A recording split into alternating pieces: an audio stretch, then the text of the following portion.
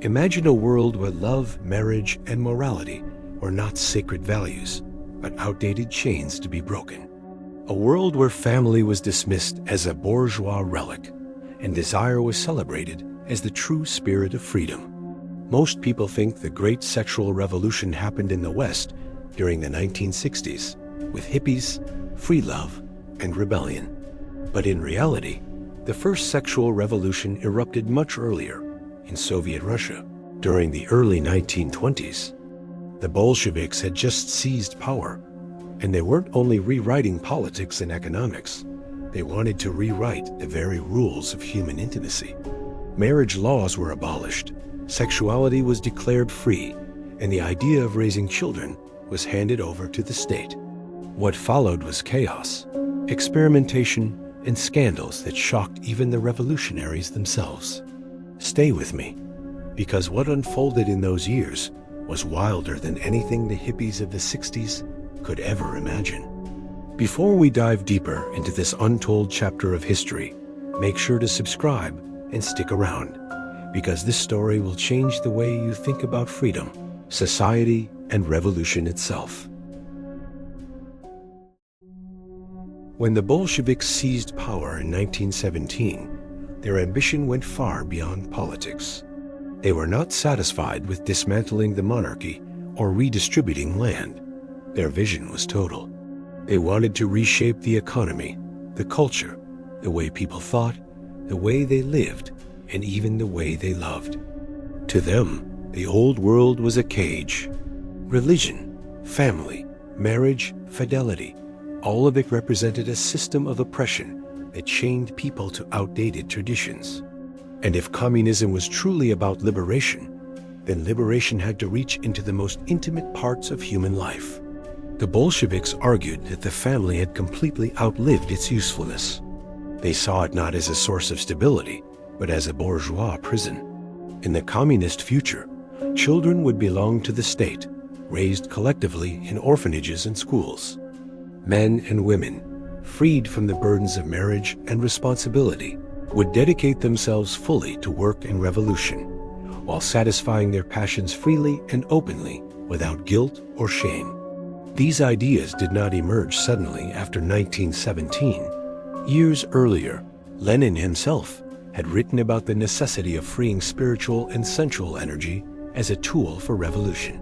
He believed that sexual repression wasted human vitality and that liberation would unleash new strength for the struggle. At a party congress before the revolution, he even tasked Leon Trotsky with developing a theory of gender relations suitable for the new socialist world.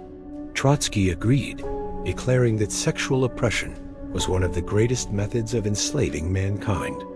Without freedom in love, there could be no freedom in society. Lenin, in turn, pushed the idea further.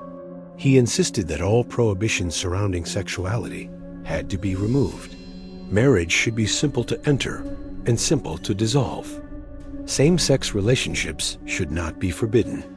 And communism itself, he argued, should not bring with it austerity and repression, but cheerfulness, vitality, and joy qualities that came only when passion was free.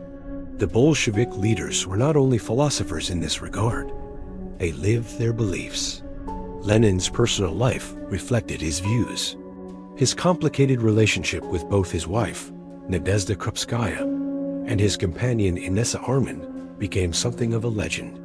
Dissident writer Alexander Solzhenitsyn would later describe it cynically as a love for three, a phrase that captured the mixture of ideology and indulgence that defined the new morality. For Lenin and his circle, sexual liberation was not a distraction from revolution. It was part of the revolution itself. That is why, only weeks after the October Revolution, the new Soviet state acted with astonishing boldness. On December 19, 1917, the government passed decrees abolishing the church's authority over marriage and removing all legal punishment for homosexuality. Suddenly, what had once been considered scandalous or criminal became the official policy of the most radical state on earth. Marriage was now a civil contract that could be signed or dissolved in 15 minutes. Cohabitation without marriage was legally recognized. Divorce required only a statement of intent. Women, for the first time, had complete independence in their choice of name, residence, and partner. They had the right not only to equal wages and property, but to sexual self-determination. These laws seemed unbelievably progressive, even by the standards of later decades. And in the early 20th century, they were nothing short of explosive. But the revolutionaries did not stop at legislation. They wanted to change hearts and minds. They poured energy into propaganda campaigns, urging citizens to abandon old attitudes toward love and intimacy. Posters declared that shame was a bourgeois invention. Newspapers wrote about the beauty of free unions. Young men and women were urged to throw off the chains of jealousy and commitment, to see desire as natural and healthy rather than sinful. The campaign's loudest voice was Alexandra Kollontai, a fiery aristocrat's daughter who left her husband and child for the revolution. Kollontai became the world's first female minister and the leading advocate of sexual communism. She famously claimed that a young Komsomol woman should find it easier to sleep with a comrade than to drink a glass of water. To her, love was a collective duty, and intimacy was not a private matter, but part of the social struggle. She was not alone. Anatoly Lunacharsky, the Commissar for Enlightenment, added his own flamboyant touch. He hosted scandalous parties in his residence, where men in tuxedos mingled with women wearing nothing but jewelry. These gatherings often descended into wild orgies. The writer Mikhail Bulgakov, who once attended, was so disturbed that years later he used the memory as inspiration for the satanic ball in his masterpiece, The Master and Margarita. Foreign visitors were equally astonished. When H.G. Wells toured revolutionary Russia, he marveled at how casual sexual life had become. How simple the sex business was in the land of socialism, he remarked, amazed by a society where intimacy seemed stripped of secrecy and formality. Kollontai herself boasted about the new diversity of relationships. She wrote with pride that never before in history had there been such variety. Monogamous unions, open affairs, casual flings, temporary cohabitations, even marriages of 3 or 4 people living together. Desire spilled out of private bedrooms into parks, universities, and streets. In 1918, to celebrate the new marriage laws, Petrograd hosted a lesbian march under banners reading, "Down with Shame." Crowds cheered.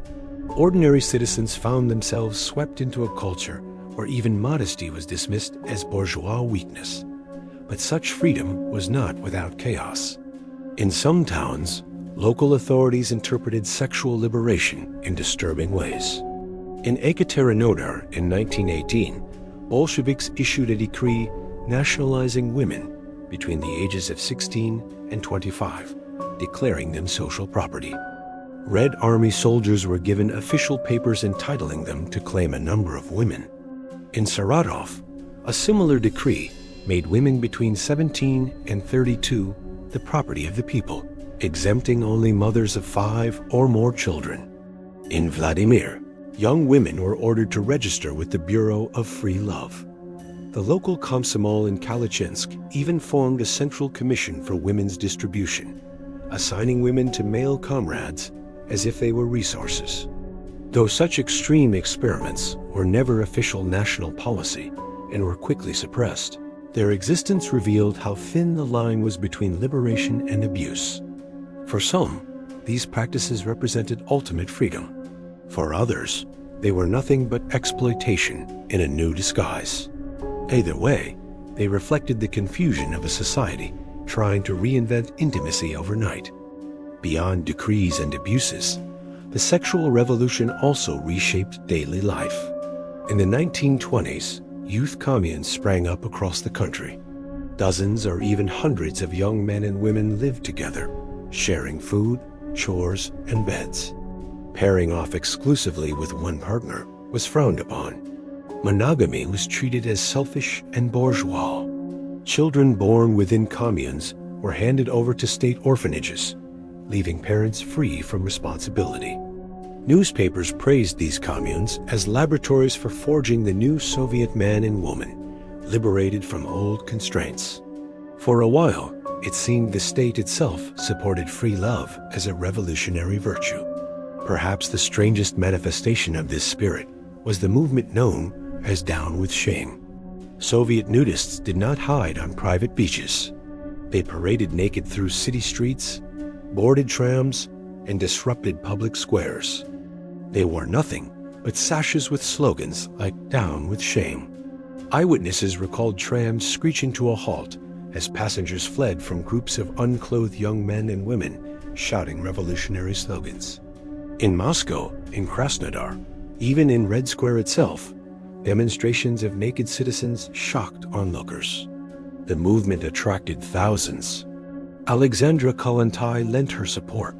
Karl Radek, another famous Bolshevik, participated personally in the nude rallies. But the spectacle was too much for ordinary people. Many times, the nudists were beaten by angry crowds. Public outrage grew. By 1926, the government banned naked demonstrations altogether, ending the movement. Even the most radical revolutionaries discovered that not all traditions could be erased without resistance. The Bolsheviks also attempted to institutionalize sexual education. Kollontai argued that lessons in intimacy should begin at 12 or 13, so the state launched programs in schools. Foreign experts, especially from Germany, were invited to lecture. Institutes of social hygiene were established, and Freud's theories were officially studied. For the first time in history, a government openly endorsed sex education nationwide. But there were problems. The countryside resisted. Conservative families refused to accept the teaching of such subjects to children. Worse still, the shortage of trained specialists meant that unqualified teachers were asked to take over, often with disastrous results. In some orphanages, educators encouraged children to experiment sexually with one another in the belief that it would prevent delinquency. In juvenile labor communes, where homeless youths were kept, sex was practically institutionalized as a distraction from crime. The results were often exploitation and trauma. Within the Komsomol, the youth wing of the Communist Party, new sexual codes became notorious. In its earliest charters, clauses declared that female members were expected to grant intimacy to male comrades upon request if he was a dues-paying, active participant in social work. Other texts insisted that a girl refusing such advances revealed herself as a bourgeois element unworthy of communism. At youth parties, gatherings began with discussions about class struggle and Marxist theory, only to dissolve into chaotic sexual encounters afterward. For some, it was liberation. For others, it was coercion disguised as ideology. The promise of total freedom had consequences. By the mid-1920s, Moscow reported that nearly half of all children were being born out of wedlock. Orphanages overflowed. Cases of sexual violence increased. The most infamous was the Chubarovsk incident of 1926, in which 25 young Komsomol men raped a peasant woman in Leningrad. During the trial, the accused expressed genuine confusion over why they were being punished. Had they not been told for years that free love was their revolutionary right? To them, their actions were not criminal, but consistent with the culture the authorities themselves had created. Their words revealed the tragic confusion at the heart of the sexual revolution. When all restraint is lifted, where does freedom end and violation begin? By the late 1920s, patience had run out. Stalin, who favored traditional values, began rolling back the excesses. Nude demonstrations were banned. Youth communes were shut down. Sex education programs were canceled. Divorce was made more difficult. Homosexuality was recriminalized in 1934. Abortions were outlawed in 1936. The family was once again declared the foundation of Soviet society. And the great experiment in sexual liberation was officially over. What had begun with so much passion ended in disappointment and repression. The sexual revolution of Soviet Russia was not only the first in the world, it was also the first to collapse.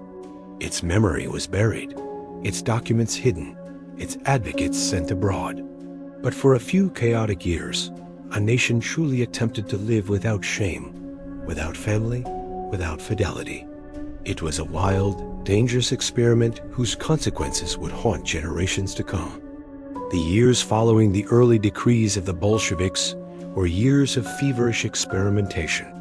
The spirit of liberation, once unleashed, could not easily be contained. By the mid-1920s, Soviet Russia was a society caught between utopian dreams and the harsh realities of human behavior. The revolution had promised joy, equality, and vitality through free love. But what it delivered was a chaotic mix of passion, confusion, and often tragedy. The leaders had thought they could redesign intimacy the same way they redesigned factories and farms. But human hearts and bodies did not obey plans and decrees so easily. The streets of Moscow and Petrograd buzzed with stories of love affairs, communes, and scandals. In youth organizations, at universities, and even in workplaces, relationships formed and dissolved with astonishing speed. It became common to speak of love as a duty, of intimacy as something to be shared generously rather than guarded jealously. The young especially threw themselves into the new culture. Many believed they were truly building a new humanity. To cling to monogamy, to be jealous, to demand loyalty from a partner. These were condemned as remnants of the bourgeois past. In the eyes of the radicals, they were selfish, even counter-revolutionary. But even as passion surged, problems multiplied. The first and most visible consequence was the explosion of illegitimate births. In Moscow alone, by 1923, nearly half of all children were being born outside of marriage. Orphanages overflowed with babies abandoned by parents who preferred to remain free of responsibility. For a state already struggling with famine, civil war, and economic collapse, the burden was immense. Newspapers quietly reported on the rise of neglected children wandering the streets, and the image of freedom began to blur into an image of crisis. Sexual violence, too, began to spread. The ideology of free love, when stripped of its idealism, often gave men a dangerous sense of entitlement. If intimacy was to be freely given, then was refusal even possible? In factory towns and rural villages, cases of harassment and assault increased, often carried out by men who genuinely believed they were exercising their revolutionary rights. The Chubarovsk case of 1926 became infamous. In a grim incident, 25 young Komsomol men and one party candidate assaulted a peasant woman in Leningrad. When they were brought to trial, they showed no remorse. Some even seemed bewildered. One of them exclaimed in frustration, "So what? We had fun with a woman. Nothing unusual." For years, they had been told that the new society demanded liberation, that women must not cling to bourgeois modesty, that love was a collective duty. Now suddenly they were condemned as criminals. The contradiction was staggering. The trial shocked the country. 6 of the men were executed, and the rest were sent to the Solovki prison camps. But the case revealed more than a crime. It exposed the confusion at the heart of the revolution's morality. How could the state preach free love, yet punish those who acted on its darker impulses? The authorities, embarrassed and alarmed, began to reconsider whether unrestrained liberation was compatible with social order. Still, in those years, the utopian experiments continued. Communes of young people multiplied, offering a vision of collective living that rejected private families. In these communes, dozens or even hundreds of young men and women shared everything: work, food, housing, and intimacy. Monogamous relationships were frowned upon as selfishness. A true revolutionary was expected to embrace love as something communal, not personal. If children were born, they were sent to orphanages so that parents could remain free and society could raise the next generation collectively. In official propaganda, these communes were celebrated as the cradle of the new Soviet humanity. To many outsiders, however, they looked like laboratories of confusion, where jealousy, betrayal, and neglect flourished beneath the rhetoric of equality. The Komsomol, the communist youth organization, became infamous for its approach to relationships. Early documents and speeches suggested that intimacy between comrades was almost a political duty. A young woman who refused advances risked being branded a bourgeois element unworthy of true revolutionary spirit. Social gatherings of Komsomol members often began with serious lectures on class struggle, only to dissolve into sexual encounters later in the evening. Some celebrated this as liberation. Others saw it as coercion, peer pressure cloaked in ideology. And yet, for nearly a decade, this culture dominated the lives of young revolutionaries across the country.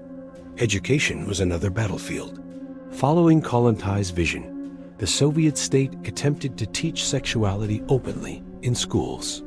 Textbooks were written, seminars organized, and German sexologists were brought in to train Soviet teachers. Sigmund Freud's theories were translated and distributed widely, making Russia one of the first countries to officially endorse his work. Institutes of social hygiene were established, tasked with spreading scientific knowledge about reproduction and relationships. It was a grand experiment in reshaping not only behavior, but thought itself. But the execution was flawed. In conservative rural areas, parents resisted fiercely. Teachers often lacked training. In some orphanages and youth communes, well-meaning but misguided educators encouraged sexual experimentation among children, believing it would make them healthier and less criminal. Reports emerged of 12 and 13-year-olds being encouraged to sleep together under the supervision of caretakers. What was called education was, in reality, exploitation. Outrage began to grow, and even within the party, some voices warned that the revolution was spiraling out of control. At the same time, the nudist movement known as Down with Shame reached its peak. Groups of men and women, entirely naked except for ribbons declaring their slogans, would storm into public spaces. They marched through Moscow, boarded trams in Petrograd, and disrupted markets in Krasnodar. Their message was simple: the human body was beautiful, and shame was a bourgeois invention. Thousands participated. The writer Mikhail Bulgakov remembered seeing them and noted the chaos they caused. Trams halted as horrified passengers fled. Crowds shouted insults, and sometimes violence broke out. At one demonstration in 1924, 10,000 nudists marched together, claiming the streets for their radical vision. Party members such as Kollontai and Karl Radek openly supported the movement. For a while, it seemed unstoppable. But public anger mounted, and the constant clashes forced the state to intervene. By 1926, naked demonstrations were banned, and soon after, the society dissolved. Beneath the chaos, one truth became clear: the Bolsheviks had unleashed forces they could not fully control. Human desire, once politicized, refused to stay within ideological boundaries. It surged into excess, confusion, and at times brutality. By the mid-1920s, even committed revolutionaries began to question whether free love was compatible with the stability they needed to rebuild their country. Voices within the party warned that sexual permissiveness was producing illegitimate children, broken families, and moral decline. Doctors spoke of rising venereal diseases. Teachers complained of classrooms disrupted by unchecked experimentation. Women, once promised liberation, often felt trapped between revolutionary slogans and the harsh reality of exploitation. And so, whispers of a new direction began to circulate. Stalin, rising in power after Lenin's death, looked with disdain at the experiments of the early revolution. He preferred discipline, tradition, and control. To him, the state could not afford chaos.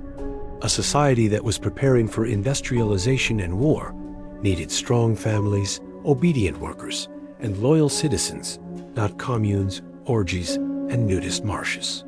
By the late 1920s, the pendulum was already beginning to swing back. But before the curtain fell, Soviet Russia had lived through nearly a decade of radical, unprecedented freedom. It was a time when laws made passion easy, when slogans dismissed shame as a bourgeois illusion, when youth organizations encouraged intimacy as a duty, and when naked men and women marched through Red Square shouting revolutionary slogans.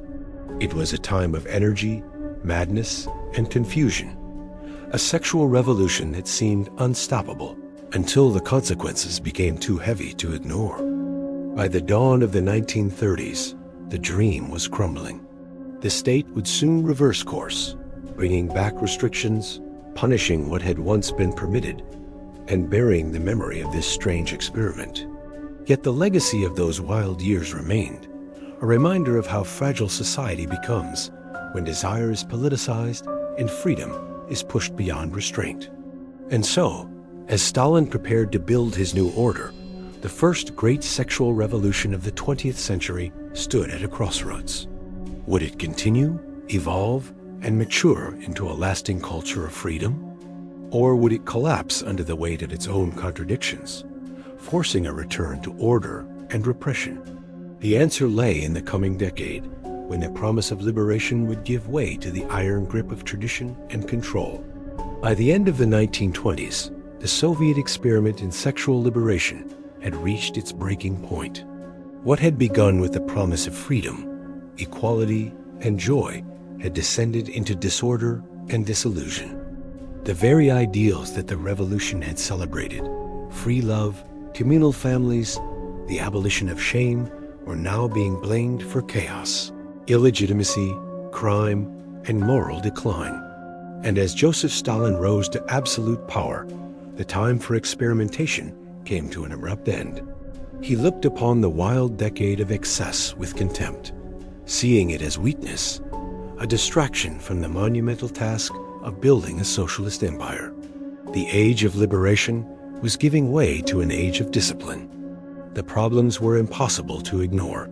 Orphanages were overflowing, not just with children left behind by war and famine, but with the offspring of fleeting unions that no one wished to claim. Many of these children lived in appalling conditions, poorly clothed, malnourished, and often left to wander the streets. The dream that the state could replace the family had collapsed under the weight of reality.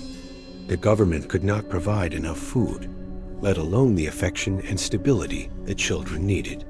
Reports of child homelessness shocked even hardened party officials, who had once applauded the dismantling of the family unit. At the same time, venereal disease rates soared. Doctors in Moscow and Leningrad recorded epidemics of syphilis and gonorrhea, spreading unchecked among the young who had embraced free love with enthusiasm, but without caution. Clinics were overwhelmed. The same authorities who once celebrated sexual experimentation now spoke of a public health crisis that threatened the workforce. The rhetoric of liberation began to sound hollow when confronted with the hard statistics of disease and despair. Women, promised equality and independence, often bore the harshest consequences. Abandoned by partners who claimed revolutionary freedom as their excuse, many were left to raise children alone in a society where resources were scarce. Domestic violence remained common, yet legal institutions, confused by the shifting norms, often failed to protect victims. For a movement that had declared women's liberation one of its greatest triumphs, the outcome was bitterly ironic. Liberation had too often meant exploitation disguised as ideology. The turning point came with Stalin's consolidation of power. Unlike Lenin, who had been willing to experiment with radical social ideas, Stalin believed in control, tradition, and order. To him, the survival of the Soviet state depended on discipline, unity, and loyalty. A society of restless passions and transient families could not build factories, fight wars, or endure hardship. The revolution had gone too far, and now it was time to bring it back under strict authority. Stalin saw the sexual revolution not as progress, but as a dangerous indulgence, a weakness that could undermine his vision of a militarized, industrial superpower. Step by step, The freedoms of the 1920s were rolled back. Nudism had already been outlawed by 1926, but now even art and photography depicting nudity were banned. Youth communes, once praised as the laboratories of the future, were disbanded. They were ridiculed in official propaganda as childish experiments, breeding grounds of laziness and moral decay. The state declared that only the family could provide the stability required for socialist construction. Communes were no longer utopias, but symbols of naive excess, and those who still clung to them were denounced as degenerates. Sex education, which had once been promoted as the key to enlightenment, was shut down in schools. Textbooks and lectures were withdrawn. The institutes of social hygiene were quietly repurposed or closed. The word itself sex-faded from official discourse. In its place, a new ideology emerged, one that glorified chastity, modesty, and discipline. Children were to learn not about intimacy, but about obedience, patriotism, and the sacrifices required of a socialist citizen. The state no longer encouraged curiosity about the body. It demanded silence. By the early 1930s, the legal system reflected this new order. Divorce, once obtainable in minutes with a simple declaration, became a lengthy and difficult process requiring court approval. Property disputes were reinstated. Custody battles emerged as the family returned to its role as the basic unit of society.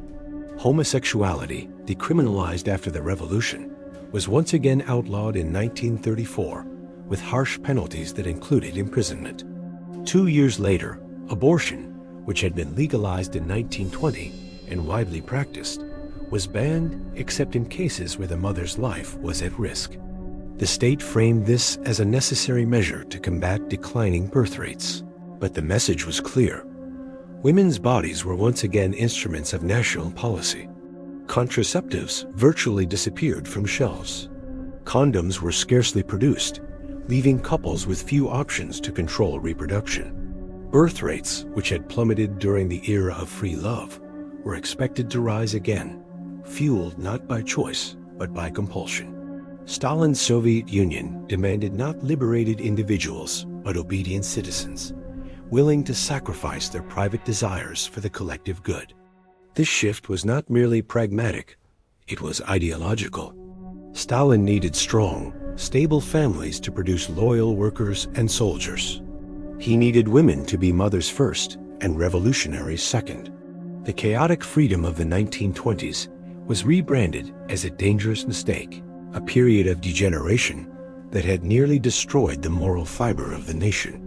Official propaganda began to mock the slogans of free love, portraying them as laughable relics of misguided radicals. Instead, posters celebrated the virtues of motherhood, the dignity of labor, and the sanctity of the family home. The transformation was so complete that within a decade, the Soviet Union presented itself as one of the most conservative societies in the world when it came to sexual morality. The very country that had once hosted naked marches through city streets now insisted that intimacy was a private matter not to be spoken of. The phrase, "we have no sex," famously uttered decades later on Soviet television, captured the lasting effect of Stalin's reversal. Desire had not vanished, of course, but it had been forced underground, hidden beneath layers of silence and repression. For those who had lived through the early years of liberation, the change was jarring. Many of the activists who had championed free love were exiled, silenced, or simply erased from public memory. Alexandra Kollontai, once the fiery prophet of sexual communism, was sent abroad as a diplomat, effectively removed from the domestic stage. Anatoly Lunacharsky, whose scandalous parties had symbolized the spirit of liberation, was also sidelined. Their writings disappeared from libraries. The revolution that had promised to liberate love now pretended it had never happened. Yet the memory lingered in whispers and rumors. Elderly revolutionaries told stories of naked demonstrators boarding trams, of communes where no one was allowed to pair off, of marriages dissolved in 15 minutes, of slogans that declared shame an enemy of the people. These memories, half celebrated and half ashamed, circulated quietly, reminding people of a time when anything seemed possible. For the younger generation raised under Stalin, these stories sounded like fantasies, impossible to imagine in a society where even speaking about sex was taboo. The contradictions of the Soviet experiment were stark. The Bolsheviks had sought to liberate humanity from every chain, but in doing so, they unleashed forces they could not control. Desire, once freed from tradition, spread wildly, producing consequences they had not anticipated: disease, violence, abandonment, and confusion. Stalin's solution was not to refine or guide this energy, but to crush it, to bury it under laws, silence, and fear. The pendulum swung from one extreme to the other, from reckless freedom to suffocating repression. By the late 1930s, the Soviet sexual revolution was nothing more than a memory. The family was restored as the core of society, celebrated in songs, films, and posters.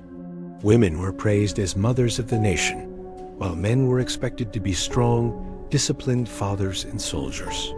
The wild decade of the 1920s was buried, dismissed as a youthful mistake, a dangerous detour on the road to socialism. But beneath the surface, the experiment had left its mark. The Soviet people would carry its contradictions for generations, torn between the memory of liberation and the reality of repression. The grand experiment in love had failed, but its failure was as revealing as its ambition. It showed that no decree, no ideology, no political project could completely master human intimacy. Passion could be liberated, but not engineered. Desire could be celebrated, but not planned. And once unleashed, it could not easily be controlled. The Bolsheviks had tried to turn love into a tool of revolution. Stalin had tried to erase it from public life. In the end, both discovered the same truth: love does not obey politics. As the Soviet Union marched into the era of industrialization, collectivization, and terror, the chapter of sexual revolution closed. But the questions it raised lingered. What is the price of freedom without responsibility? What happens when the most private aspects of life are made public, politicized, and forced into ideology? And what does it mean for a society when the pursuit of liberation gives way to the enforcement of silence?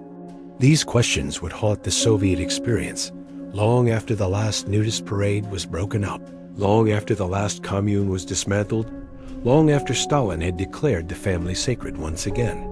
The sexual revolution of the 1920s was buried, but not forgotten. It lived on as a hidden memory, a secret history, a reminder that the most radical social experiments can burn bright and fast before collapsing under the weight of reality. And though Stalin tried to erase it, though the archives were locked and the documents destroyed, the echoes of that wild decade could still be felt. They were there in the cynicism of older generations, in the whispered jokes about free love, and in the strange paradox of a society that once proclaimed desire its greatest freedom, and later pretended desire did not exist at all. By the late 1930s, the Soviet Union had buried its first sexual revolution beneath a mountain of laws, restrictions, and silence. Stalin's state no longer tolerated communes, nudist parades, or free unions. The family had been reinstalled as the cornerstone of society. Divorce had been made costly and complicated. Abortion was banned, and homosexuality was criminalized. Propaganda that once encouraged liberation now exalted motherhood, loyalty, and monogamy. To be a good Soviet citizen was no longer to experiment with desire, but to channel it into productive, disciplined, and officially sanctioned roles.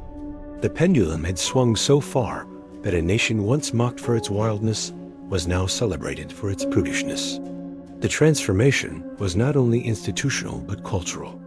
Conversations about intimacy disappeared from public life. In newspapers and classrooms, the topic was avoided entirely. Children grew up without formal education on sexuality, their knowledge pieced together from rumors and half-truths. The earlier generation of revolutionaries who had dreamed of liberation were either silenced, exiled, or quietly forgotten. Kollontai, once a prophet of free love, lived out her days as a diplomat abroad, effectively erased from domestic discourse. The radical experiments of the 1920s were spoken of only in whispers, often with embarrassment, as if they had been a collective hallucination. The official narrative claimed that the Soviet Union had returned to normality, that the errors of youthful extremism had been corrected. Yet repression had its own consequences.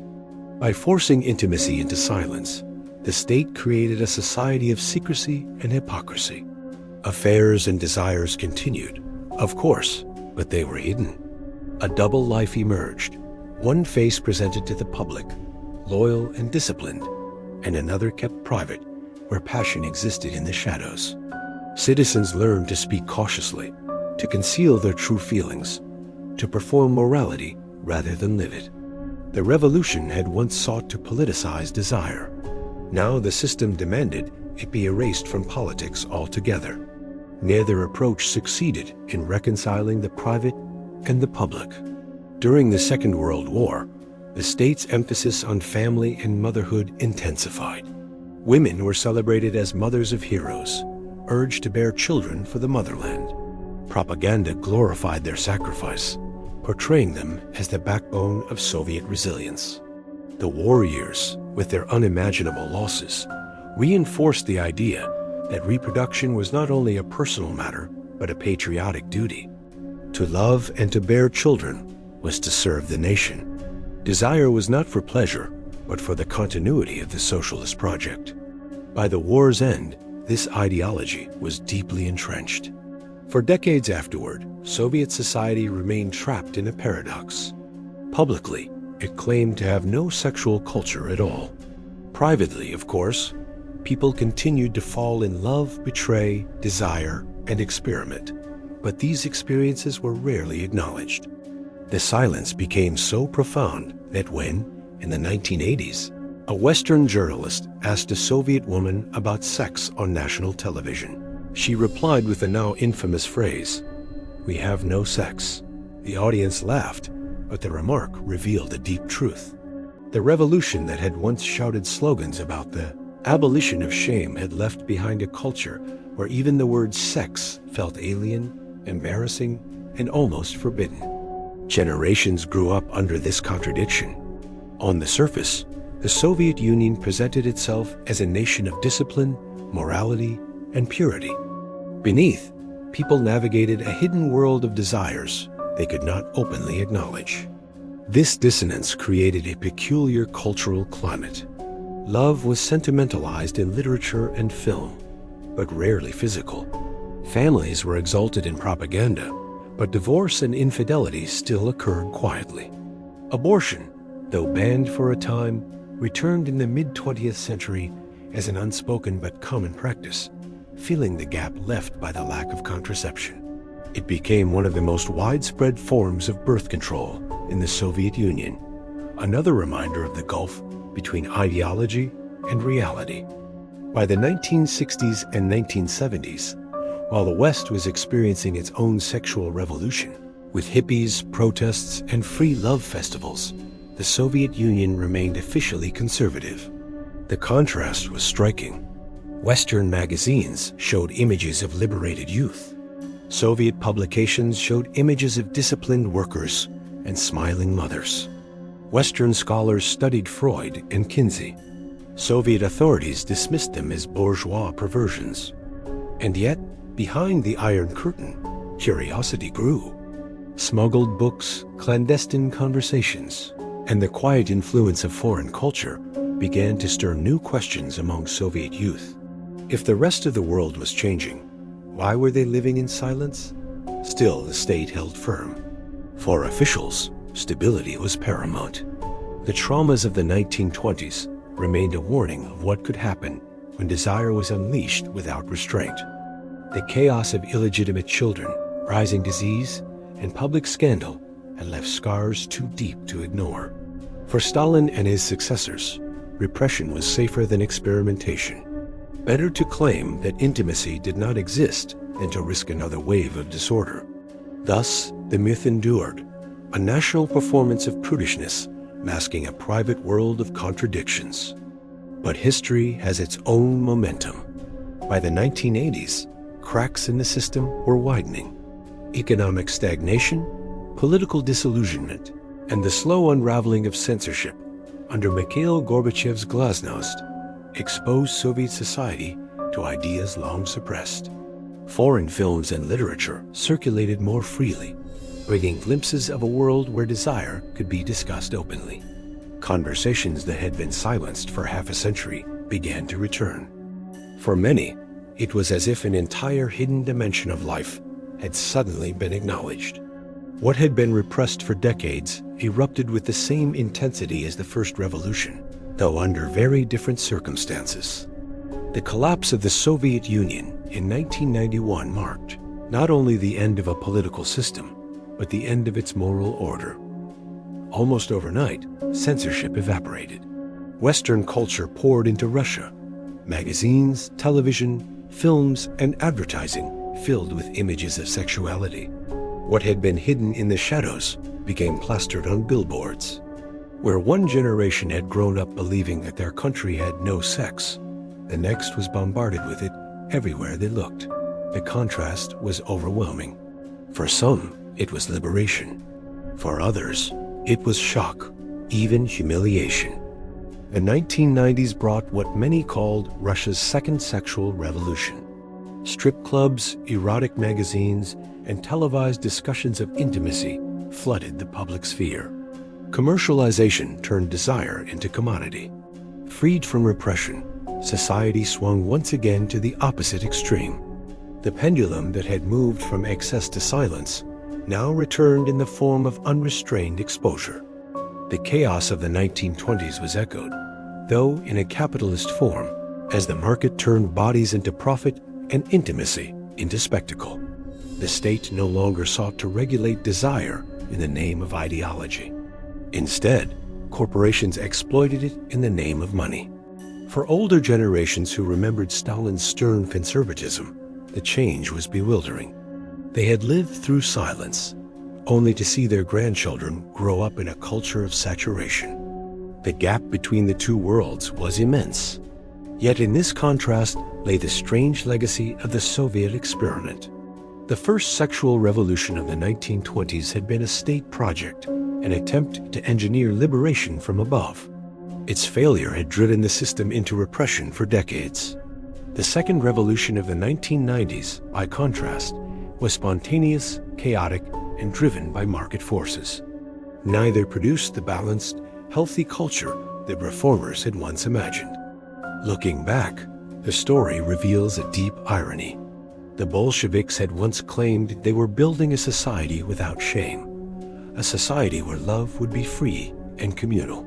Instead, they created a society that buried sex in silence for more than half a century. Stalin's state declared the family sacred, but in doing so, it destroyed honest conversations about intimacy. And when the silence finally broke, it returned not as a balanced conversation, but as an explosion of commercialization and spectacle. The extremes had repeated themselves. First excess, then repression, then excess again. The phrase, "we have no sex," which once drew laughter, can be seen as the perfect symbol of this paradox. It was both true and false at the same time. Publicly, there was no sex. Privately, of course, there was. But to admit it openly was unthinkable. Generations carried that silence inside them, and when it was finally lifted, the result was a flood that society struggled to contain.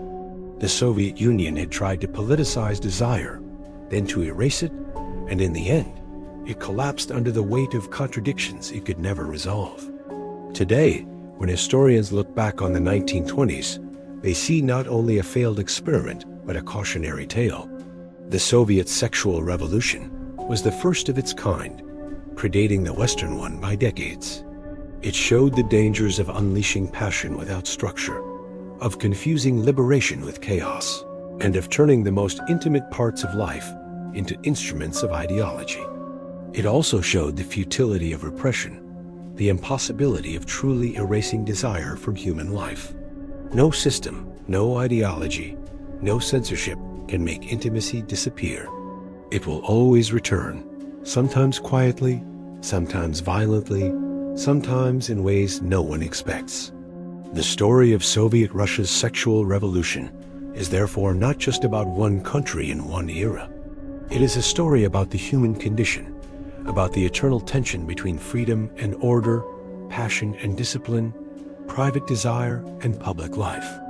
It is a story of how societies swing between extremes, unable to find balance, and of how ideology, when it tries to master the human heart, often fails.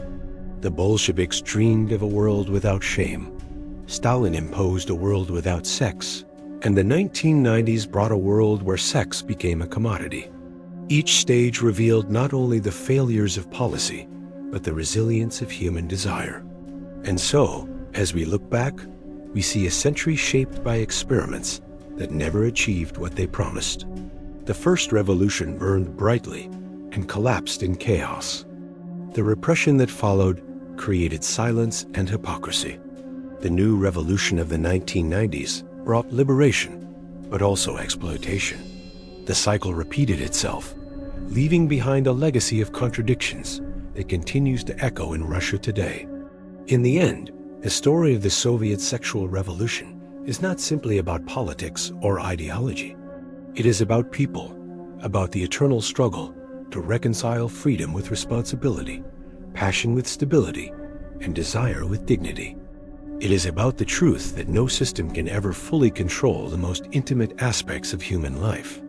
That truth, once learned in the wild streets of Petrograd, in the silent classrooms of Stalin schools, and in the neon lights of post-Soviet nightclubs, remains as relevant today as it was a century ago.